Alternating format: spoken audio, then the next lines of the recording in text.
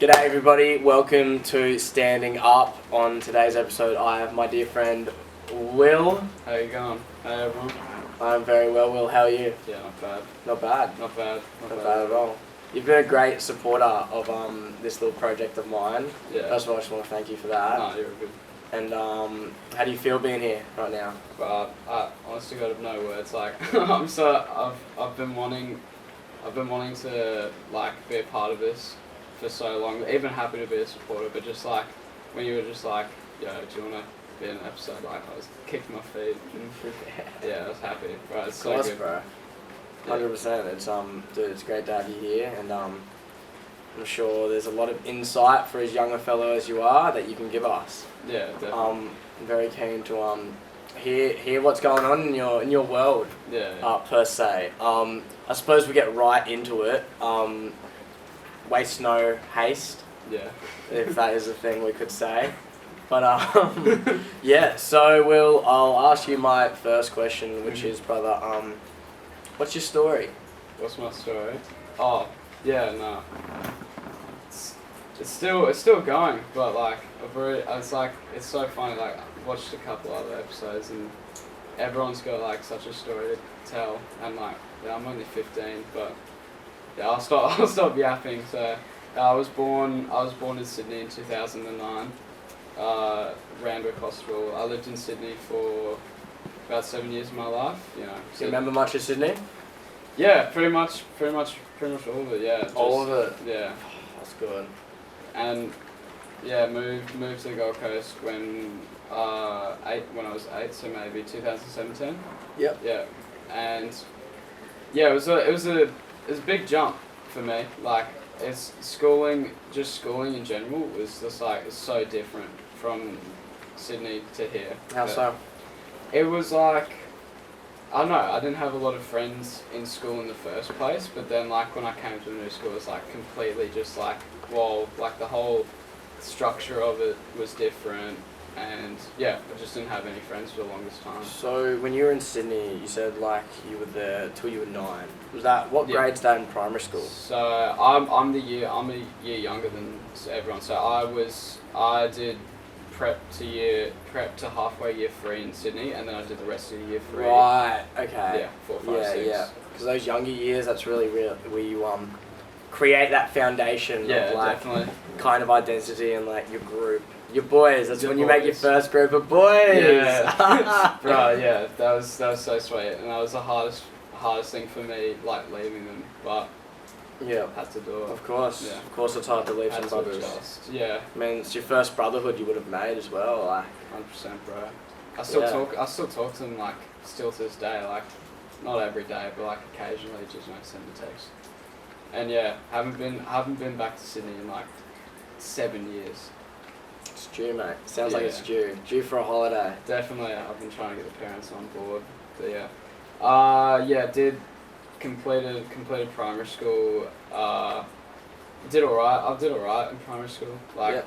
it was just like, yeah, pretty standard. But I feel like nothing really special. Can I ask, so you obviously said it was a bit hard coming from Sydney, and you said here like you didn't have too many friends. I'm sure like some other people have probably been in a very similar situation moving. Yeah. I personally haven't moved. I lived in Tassie when I was younger, but unfortunately I didn't really remember much of that. Yeah. I was only like 5 or 4 when I moved here. So I've basically spent my whole life on the Gold Coast. I've had the same people around me from day dot up until now. And I guess comfortability is good, but as well, give me some insight, Will. How was it having to move and change environments and meet and have to form these new connections? Because I can't imagine it would have been easy at a young age, especially, you know, considering we're all different in being extroverts, introverts. Yeah, would you consider yourself maybe introvert? Yeah, probably more introvert. I Yeah. reckon. Yeah. Well, I was just really like insecure about myself because I was back in the day. I was slightly bigger, and yeah, I don't know. I felt like I always like got judged. It's still to this day though. Like it's like it's weird. You walk around school and you feel like everyone's looking at you. Everyone's like laughing behind your back, but then they're not even, bro. People are just too focused on themselves to care. But I feel like when I was younger, I was just like always like, oh, why would it be me talking to these people? Like, I've got no reason. Like, they don't have anyone to talk to me. That's how I felt, kind of. Where it's like, yeah, I don't know. I just felt really like.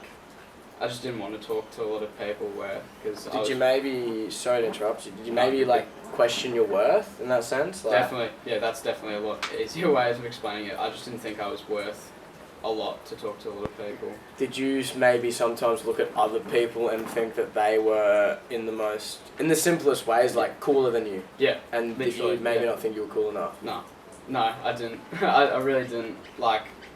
Yeah, that's a lot easier way of explaining it. But yeah, I just didn't think I was like, wasn't worthwhile, and like, No, I feel that, Will. Yeah. I feel that, dude. I've definitely had similar sort of self-judgment, bro, and so normal, dude. Like you said, bro, to this day, like, you walk through school and you think, but, I mean, everyone's too focused on themselves and it's all in your head. Yeah. And I think one thing that I have also been discovering is, although I'm out of school now, you're still in school. Yeah. That self-judgment, brother, like, it kind of does stay in a way, of a sense of you throughout school will build these values, these metrics that you base your life on. Yeah. And you judge yourself on these metrics, but just one little thing to understand is that the values and ways of living socially throughout school will not apply to you when you get out of school and into real life, and you won't judge yourself on the same metrics as you will. Yeah. And I can understand how easy it is to kind of look at yourself and say these things. And everyone does it. Maybe not everyone, but for those who do struggle with it, they know how hard it is. Definitely. Bro, and I still, and to this day with this podcast, I have so many people telling me how good I'm doing, and I will still cry myself to sleep some nights. Like, I still have this voice in my head going like, look at yourself, look at this and that, and it sucks because maybe, you know, there isn't anyone else actually saying it, but your brain's there telling you that they're saying it, even though they aren't. It's like you could like accomplish something so massive, like something you'd never think you'd make, and your mind will still take you to the, oh, but remember this time. Biggest pain, and it's just like I just did something that I never thought I was gonna be able to do. And what was that? For me, it was actually passing this one exam that I genuinely thought I was gonna fail. This is another little thing that not a lot of people know. It's like I still struggle in school, and I have for like, it's just been normal for me just to struggle in like the core subjects. Yeah, can I ask why you struggle? In year 7, I was diagnosed with this learning disability called dyscalculia. So I've got a couple of them. I've got dyscalculia and dysgraphia, and they affect mental arithmetic with maths, and then just punctuation with like English and that. And I had zero clue that I actually had mental disability, but like I had a condition where it was a lot more difficult for me to learn, like mentally remember maths. So yeah, for the longest time, what was normal for me for maths results was like E-, D. I failed year 7, like maths completely, and I didn't want to show it, but that really got to me. And then I just struggled like in school like all the time. But you said before that you done yourself proud in a moment where you did pass for that one exam. Yeah, for that one exam, and you came through with it. Hey? Yeah, like that was I was on top in that moment. That was a winning moment, definitely. And yeah, I was like it was algebra as well. Nobody loves algebra, bro. It's a bitch, bro. It sucks. No. And I was fed up at that point with maths. I was so ready to just like leave it out of the picture completely. And then one of my really good friends spoke to me one night. He was like, "Okay, but what if you try doing a little bit?" Because what I would do before is I'd study during the revision week, so like the week before your exam. And he was like, "Okay, but what if you get like the term out view and start doing it every single night?" So I formed this habit where I'd come home, study a little bit with algebra, and then like go to school, do the normal, and then this worked for me. And went to the exam, still shitting myself because I hate exams, bro. I hate the atmosphere that you're in. Everyone's quiet and it's just like... It's daunting. It's incredibly daunting when you walk into a big, like, open space. You've got... It's like such Matrix shit. Yeah, bro. Like, it's got each desk in a row, your name, like... You're literally... Bro, I'm not going to go into it. I won't go down that rabbit hole. But, like, it's you're all there, head down, like... It's so, like... It's so weird. And I was still walking to that exam being like, it's not going to be any different. Like, I studied for all the other exams and I still failed them. And then... Bro cooked. I cooked so hard. I actually can't believe how much work I did on this exam. And I did it and I felt confident for the first time with the maths exam. I didn't walk out with it, like, headphones on, just like, oh, I fucking hated that. I walked out of it and I was like, we'll see how this goes, because I didn't feel completely terrible in that one. Results back, and I got my first ever A. Oh! Bro. This is peak human performance right here. Like, it's possible. Alright, Will, just on before us talking, I have one other thing I wanted to ask you. When you were telling me about your conditions, you went to call it for a moment a mental disability and then you stopped. Yeah. Does that sort of label ever really get to you in a sense? Like, is it known as a disability and does that ever affect you, or?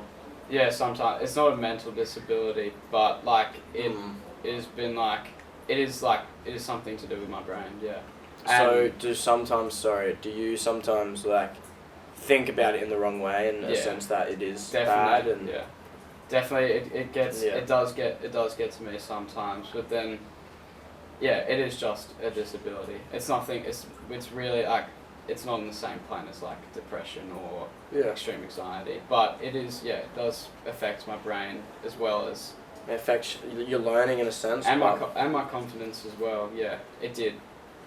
It did. Yeah, bro. I'm over that. I'm so over that. Yeah. I love this. It affected my confidence so badly where it was kind of like, it got me down. It got me to a depressive state. Yep. But no, it's just a learning disability. So with your story, obviously there is school. Yeah. Can I ask about your story outside of school and outside of the the narrative of being born in school? Is there anything else to your story? I've been growing myself a fair bit lately. Yeah. Yep. Just living really. Yeah. Just doing my thing, skating, just chasing passions, just this and that, and hang out with mates. Yeah. Pretty good teenage stuff. Yeah. Pretty average Gold Coast teenage. If I may ask, how was it like growing up home? Growing up home, it was standard. It was very standard. Like, not just what I always thought it would be. Like, from now, good upbringing, I reckon. Both my parents solid people. Like, instilled some good values into me. Yeah, it was all pretty normal. Like, I go over to other friends' houses and see their parents act the same way my parents did. I didn't think much of it. And then of course it got to a point last year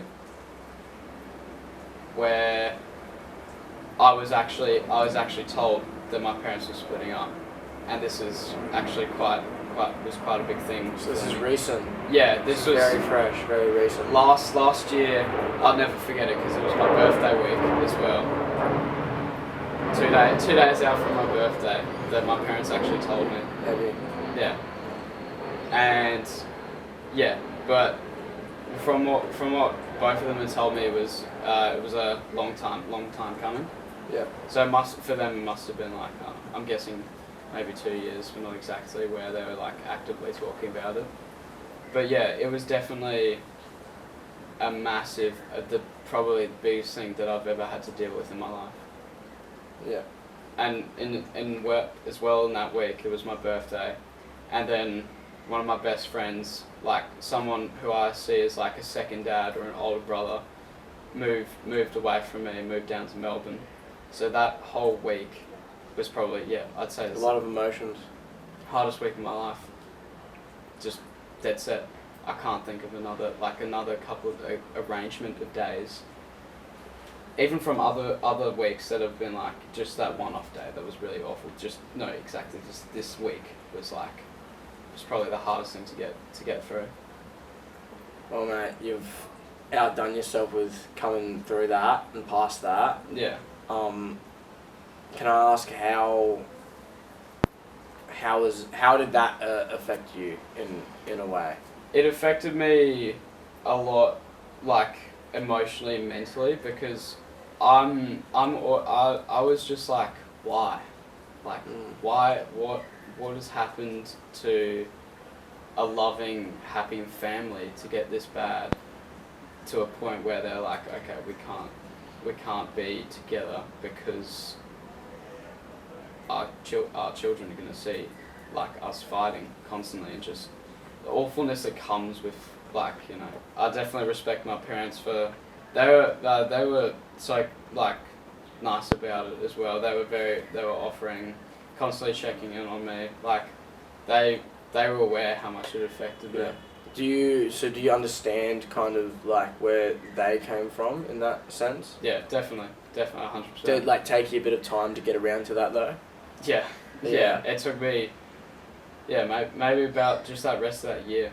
Yeah, because I can imagine you would have been very distressed, clustered, very not like why. Yeah. I understand the why. Yeah, you think you know something for about 13, 14 years, and then it just completely gets flipped on you. And so, to you, did it feel like it kind of happened out of nowhere? Yeah. Like it was just so good and so stable until it just first, and you didn't see any signs of it. Not like whatsoever. Degrading. No. That would have been very tough. Yeah. As the surprise would have been. Definitely, yeah. It just like that, pretty much. Yeah, me and my brother. Yeah, we were both, but me and my brother came together at that point, because in recent years we haven't been as close as we used to be. But then when that happened, like we're just like, okay, we're in the same boat about this. It brought you two together. Yeah, that's good. Pretty much, yeah. It's good, man. And we both grew from that. We both experienced shit together. We both dealt like with emotions. Like definitely we've had our fair share of breakdowns together, but we were together though. That's the main thing. That's what I'm so grateful for. Awesome. Even though that, like it's probably 10 times worse for Charlie. Only because he's younger, and I was just happy that I was there for him, and I'm sure that he's got it all under control. Yeah. It's awesome to hear, man. Is there anything else of your story that you'd like to maybe share? I was very insecure about my body for the longest time ever.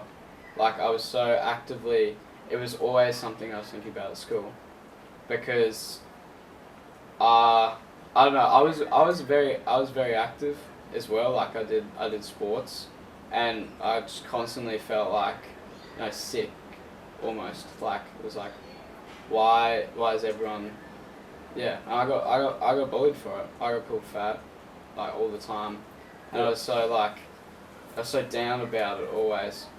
I hated taking my shirt off. I hate getting photos taken at the beach, and I was really fed up at a point where I just started like, getting really upset and like confused. But I feel like I grew so much from that. Like it was a canon event Can I ask how you were able to grow through that? Yeah, gym. Gym. So you're in the gym? Yeah, literally. Best thing, man. Best thing. Best thing. It was so good for me, and I hated it at the start. Like I hated it so much.